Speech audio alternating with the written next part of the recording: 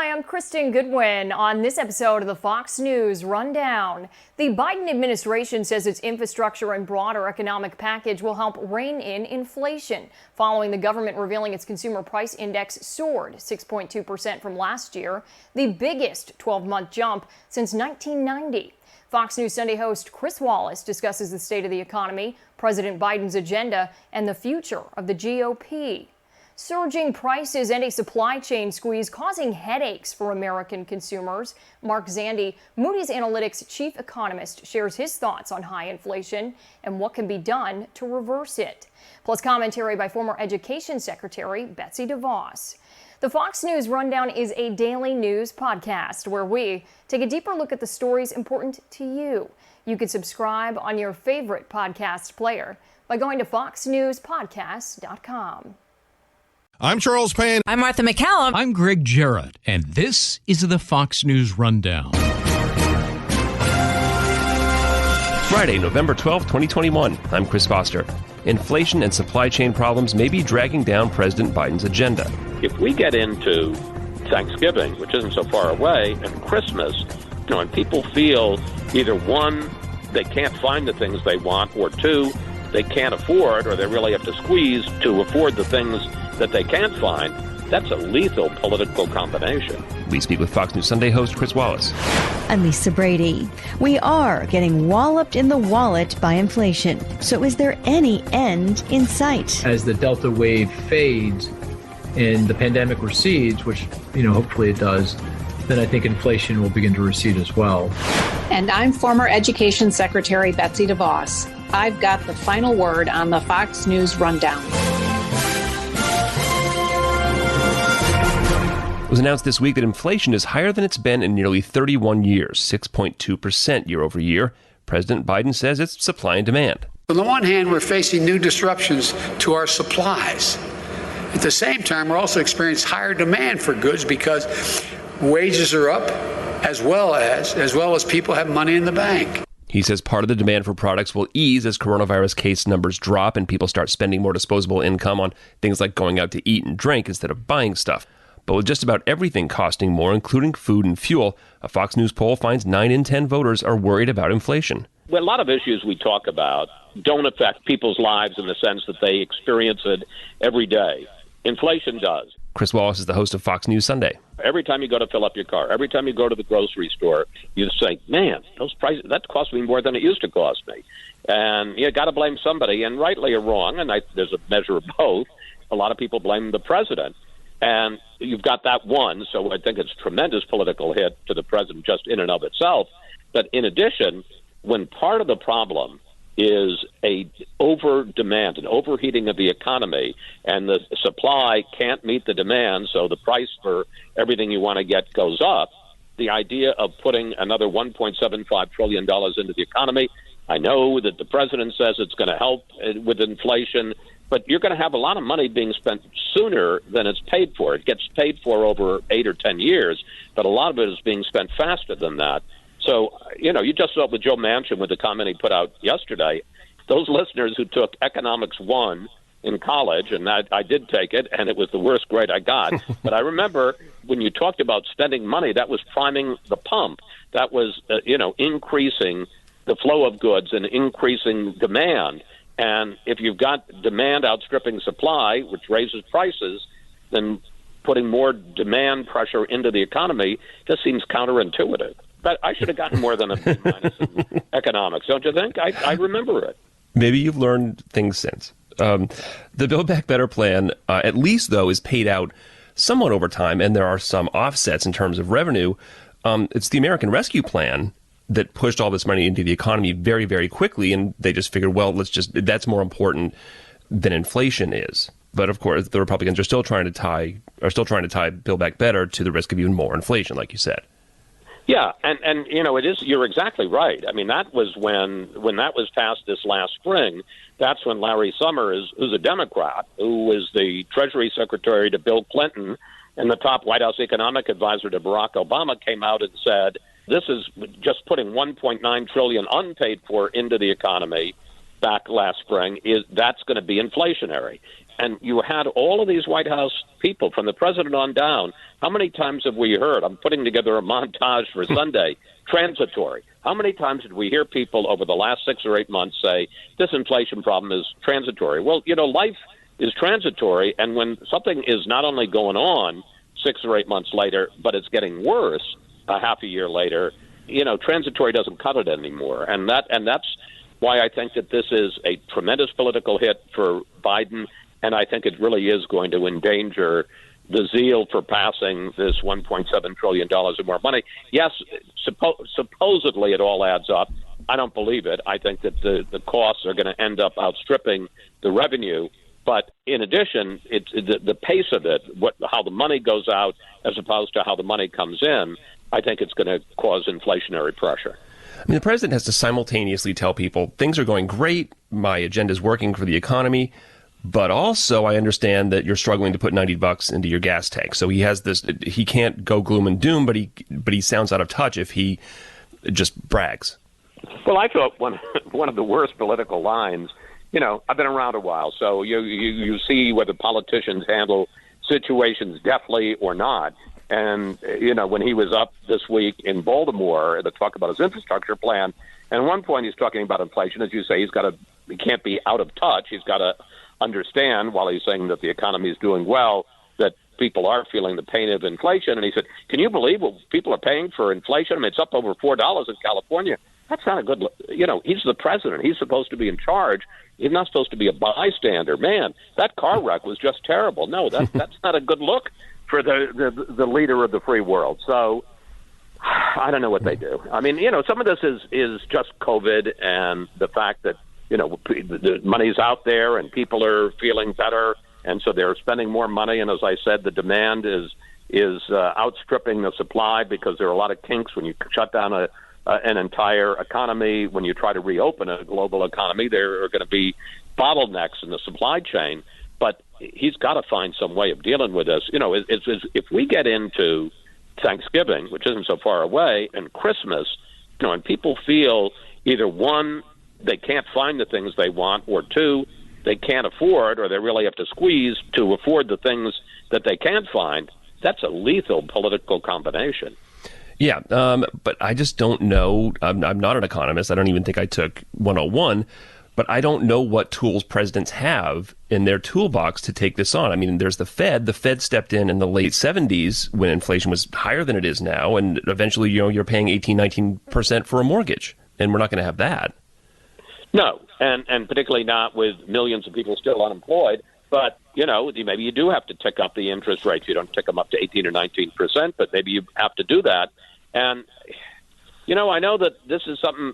One of the things, now you're going to hear the philosophy of Chris Wallace. One of the mistakes that I think people make in life, and actually I talk to my kids and my wife about this a lot, is recalculating. You know how when you're driving and you miss a turn or something, your GPS system will suddenly say, recalculating, and, it'll find a different route. Well, sometimes in life, you got to recalculate and say, this isn't working, and I'm just not sure at this moment that spending, arguing for the next month, as he'll have to, and passing another close to $2 trillion in spending. I understand some of these programs are popular, child care and free pre-K and all of that stuff and climate change. But, man, I think that it's going to make Democrats in Washington seem very out of touch with what people are really worried about in their daily lives. Whatever end up getting passed from Build Back Better, and they have to pass something. They can't go home and say, well, we just didn't do anything, even if it's really watered down. The president is going to sign this infrastructure bill on Monday.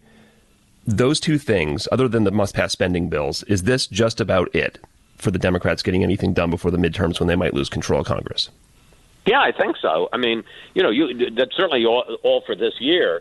And you try to pass a big new legislative plan. I mean, look, first of all, I can't see them doing anything more on the budget.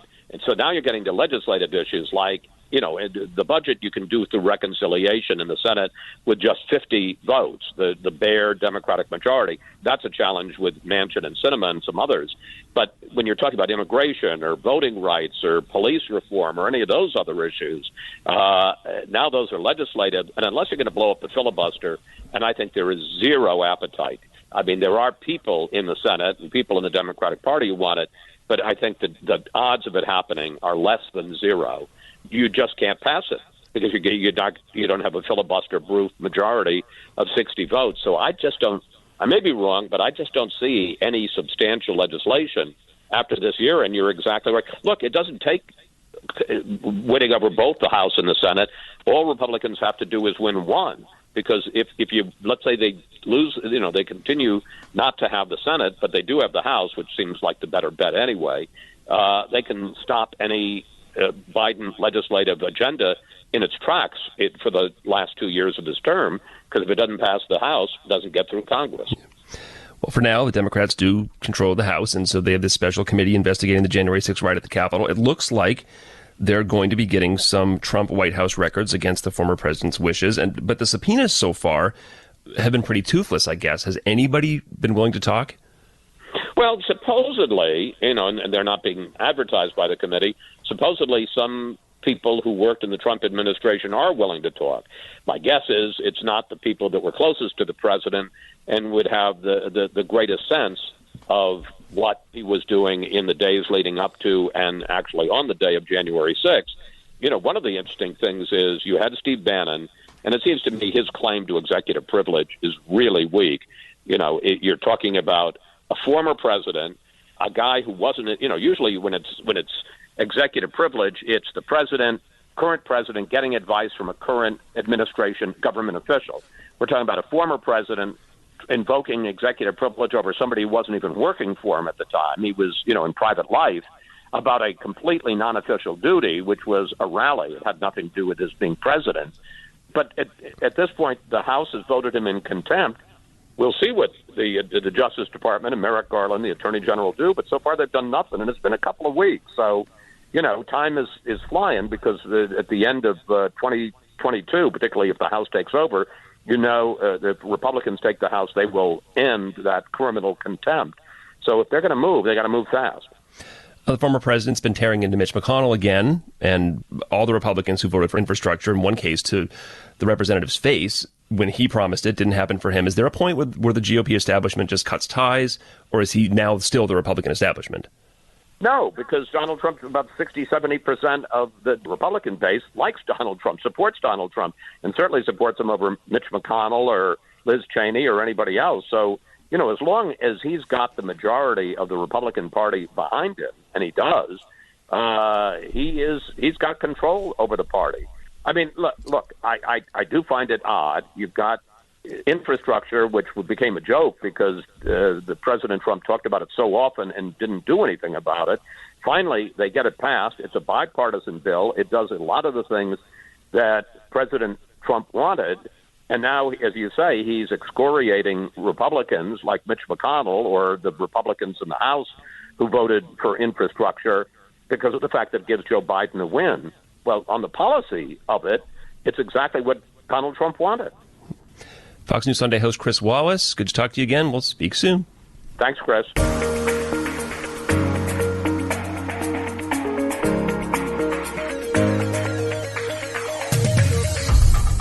This is former Education Secretary Betsy DeVos with your Fox News commentary coming up.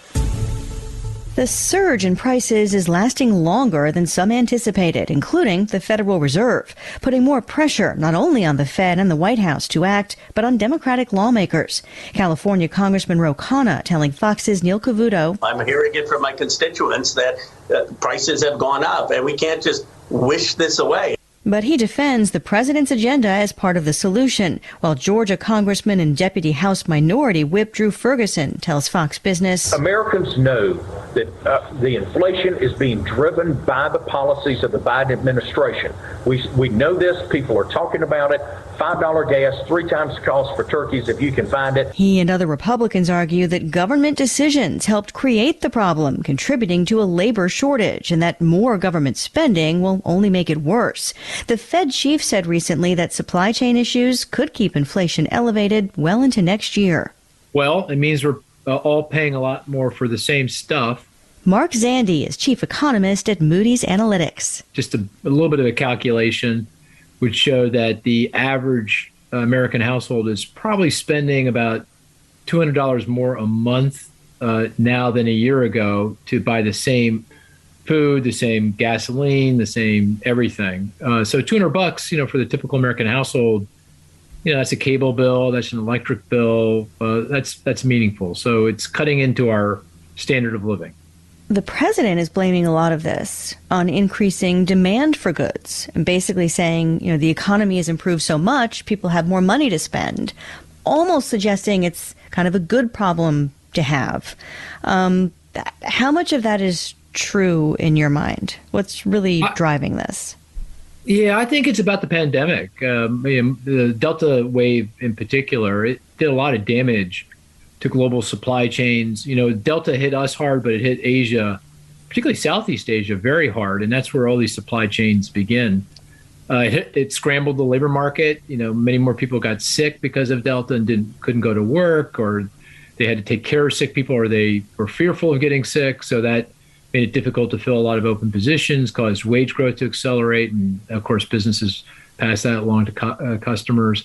So to my mind, what's going on here is the pandemic, which if you buy into that, if you think that diagnosis is correct, then as the Delta wave fades and the pandemic recedes, which, hopefully it does, then I think inflation will begin to recede as well. But I think it's mostly about the pandemic. And that is something that the White House has talked a lot about as well, that it is, largely blamed on pandemic-related issues. Certainly when we first came out of lockdown, because things had been locked down, there wasn't as much supply to begin with. And then, as you noted, the Delta wave comes along and kind of disrupts things again. One thing I think about, though, is the fact that during lockdown and as we were coming out of it, too, there was a lot of online ordering, for instance, and yet we didn't see ships lined up at California ports. It sort of happened later. Do you know what I mean? So I think that's a little confusing to me. Can you explain that? Was it just a snowball effect? It took a while for it to build up?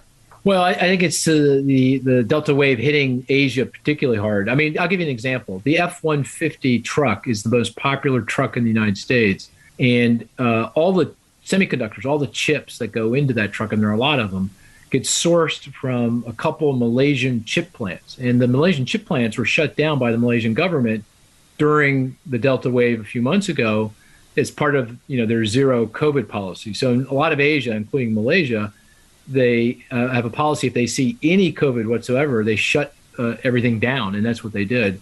So you couldn't get the chips, the F-150 couldn't get produced. You see these severe shortages of vehicles and trucks, and vehicle prices go skyward, and that's one of the reasons why consumer price inflation saw such high rates of inflation. So that's just an example. China, same thing. In this case, they shut down ports. They found COVID among some workers in some of the terminals in the major ports in Shenzhen and Shanghai. They shut those down, completely shut them down, literally shut them down. And of course, that scrambles everything throughout the global supply chain. So those are just a couple of examples. Delta also really did a lot of damage to labor markets. I mean, we didn't have the same number of open job positions back year and a half ago. We got the vaccines, and then every business felt like in the country put up a helpline sign at the same time. And, they want to do business. And but of course, people are getting sick. More people got sick. There's 2 million more people out of work in October compared to September because of COVID. And that is an improvement over what happened in September, because Delta's starting to wind down. But, that's a lot of those open positions just can't get filled. So Delta, just the nature of it, I think, is behind, what we're observing in supply chains and labor markets today. There's also an argument that the government spending more money is just going to make inflation worse. Can you walk us through kind of the two sides of that argument? Well, I think the thought is that, if the government provides a lot of stimulus, then that's demand. And if demand is rising quickly and bumps up against limited supply, you get inflation, price increases. I don't think that's what's going on here. I mean, the American Rescue Plan, that was passed back and implemented beginning back in March, and that supported demand, in the first quarter going into the second. But by the third quarter, the support has faded. In fact, Q3 growth was weak, again, because of Delta. Delta did a lot of damage to growth. I mean, GDP, that's the value of all the things that we produce. The growth in that came to a virtual standstill. Consumer demand was very soft. So it's hard to connect the dots between the American Rescue Plan and this inflation. It's much more logical to conclude, as I have, that it's, the Delta, doing damage here. So I don't think we can draw any lessons from the American Rescue Plan and current inflation and say, hey, that means that, if we pass the Build Back Better agenda, which, by the way, is next year and the year after and the year after that, that's going to add to inflationary pressures. And I don't think that it will. I think that the Build Back Better legislation is more about long-term economic growth. We've heard the word transitory a lot when it comes to inflation from both the Fed and the Biden administration. The Fed has seemed to acknowledge, though, that already inflation's kind of hotter than they had expected it to be for longer, if you will. Would you still describe it as transitory? Well, that doesn't resonate with people, right? Because so probably no. I mean, only an economist would appreciate that term, I think. I mean, it doesn't feel transitory. So no, I don't think I describe it that. And I don't think this is going to be, these problems in supply chains and labor markets iron themselves out, quickly. I mean, the metaphor I have in my mind is, you have this jigsaw puzzle, and you're trying to put the puzzle together, and the only thing you have in the beginning is the picture on the box. That's really painful to get get the border in place and get those first pieces together, because you don't have context, you don't have anything to go on.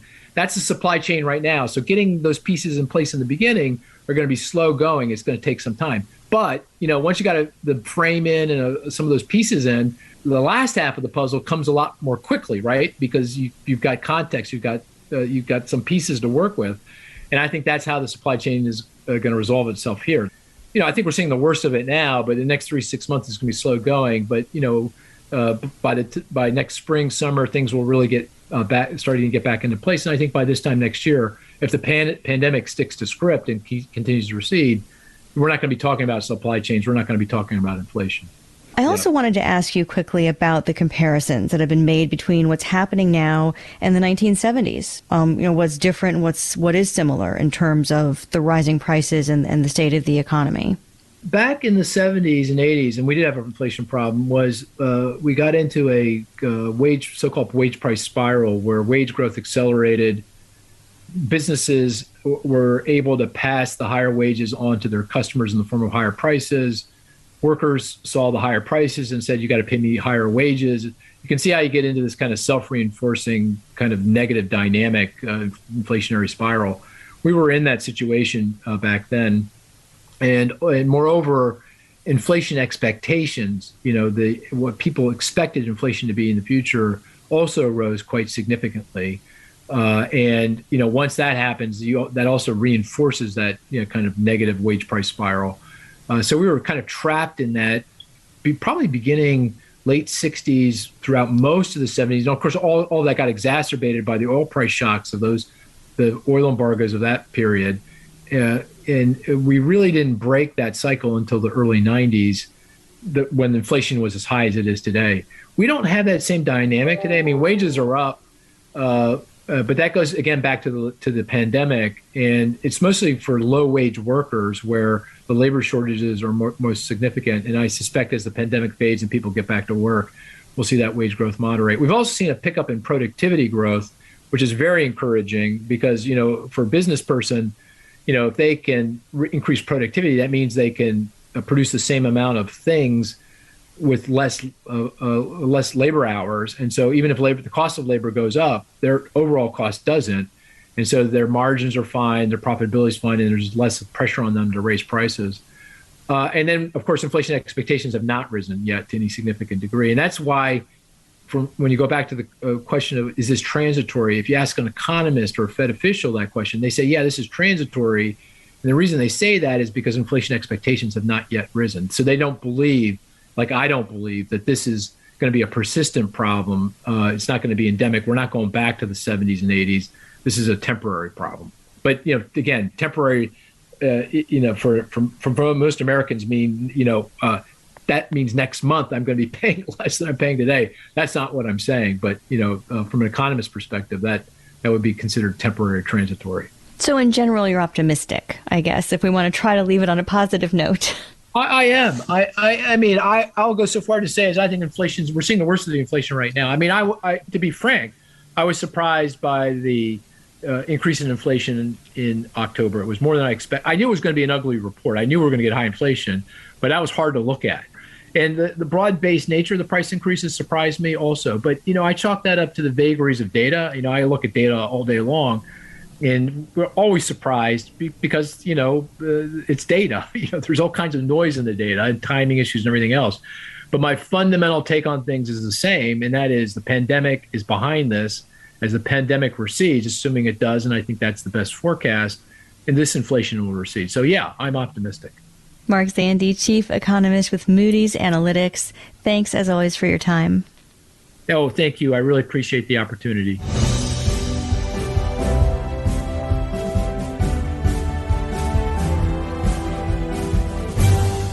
Hey, it's Brett Larson, inviting you to download and listen to the new daily Fox on Tech podcast. There's part of a colorful late 90s iMac on Mars. It's an idea that seems a lot like Kickstarter, called Build It. Subscribe and listen now by going to foxnewspodcast.com or wherever you get your podcasts. Rate and review the Fox News Rundown on Apple Podcasts or wherever you listen.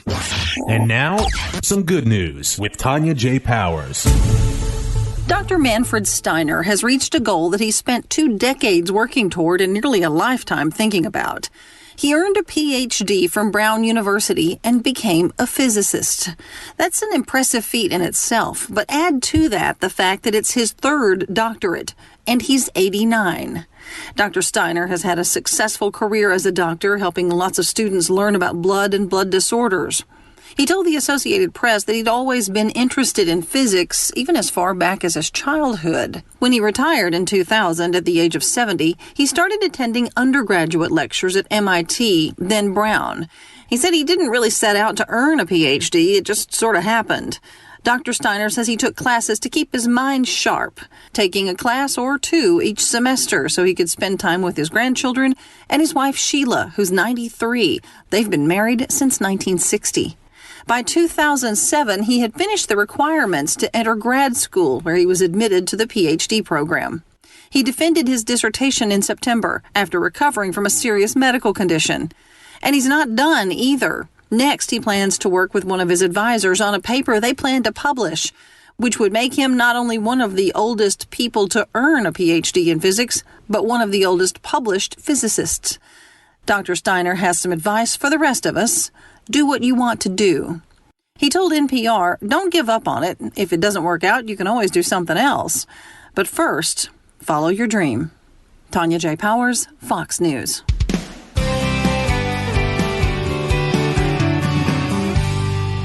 It's time for your Fox News commentary. Betsy DeVos. What's on your mind? There's the potential for a new fault line in America's ever-growing debate about parental rights. A schism between policymakers who believe parents have a right to know what's being taught in public K-12 schools and those who do not. Wisconsin lawmakers recently passed overwhelmingly the nation's first, most powerful academic transparency law to pull back the curtains on the content of classroom instruction. The bill requires schools to post online a listing of the specific instructional materials being presented so that current and prospective parents can see for themselves whether the content awaiting their kids is academically rigorous or ideologically extreme. It remains to be seen if Wisconsin's Governor Tony Evers will take his veto pen to this common sense measure or not. This comes on the heels of real threats to parents' innate rights to raise their children in the way they see fit, getting the national spotlight. The Biden administration likened vocal parents demanding the best for their kids to agents of domestic terrorism. Union bosses and their media allies have made clear parents should have no control over where, when, or how their kids learn. Now the actual content of curriculum is again taking center stage. In theory, state laws across the country already affirm parents' rights to access the instructional materials used in the classroom. But after the Wisconsin Institute for Law and Liberty revealed some Wisconsin school districts were demanding as much as $5,000 to respond to simple public records requests about content in a handful of courses at a handful of schools, state lawmakers recognized that the vague assurances currently on the books offer parents no meaningful rights at all. Similar tales are playing out across the nation. In response, states as diverse as North Carolina, Arizona, Illinois, Texas, and Wyoming have already filed or advanced academic transparency legislation this year. Because wokeness is the left's religion, banning critical race theory or the 1619 Project won't fix the problem. The liberal education establishment will simply rename, rebrand, or repackage these insidious ideas to get around so-called bans. Instead, we must equip parents themselves with the tools to hold schools accountable for their programming decisions, to be able to see what is being taught and differentiate between activist and academically oriented schools before they have to make an enrollment decision. Schools, in turn, will find themselves under a meaningful spotlight for the first time. And those that don't want to alienate prospective parents and the substantial funding formula that comes with their kids' enrollment may finally have an incentive to veer away from political extremism on their own. Educators around the country have expressed their support for academic transparency legislation, pointing out that teachers already commonly submit their lesson plans to their principals or already keep track of the materials they assign in order to reuse them the next year. So there is little reason this information needs to be kept under lock and key. But of course, that hasn't stopped the education blob. Indeed, as if in a contest to out-dramatize each other, union allies have branded curricular transparency efforts as bullying and censorship, fascism, teacher abuse, intimidation and harassment, a conspiracy to prevent students from learning honest history. Hiding materials taught to children from their own parents seems a line politicians should be wary to cross. We'll see if their union funders push them to cross it. I'm former Education Secretary Betsy DeVos, author of the upcoming book, Hostages to the Cause, The Fight for Education and the Future of the American Child. You've been listening to the Fox News Rundown. Stay up to date by subscribing to this podcast at foxnewspodcasts.com. And for up-to-the-minute news, go to foxnews.com. From the Fox News Podcasts Network. I'm Ben Domenech, publisher of The Federalist, and I'm inviting you to join a new conversation with the smartest thinkers out there about the country and where we're going. Subscribe to the Ben Domenech Podcast. Subscribe and listen now by going to foxnewspodcasts.com. Love Fox News? Click the subscribe button to get more of the news and opinion you trust. And click the Fox News Rundown playlist for the latest episodes.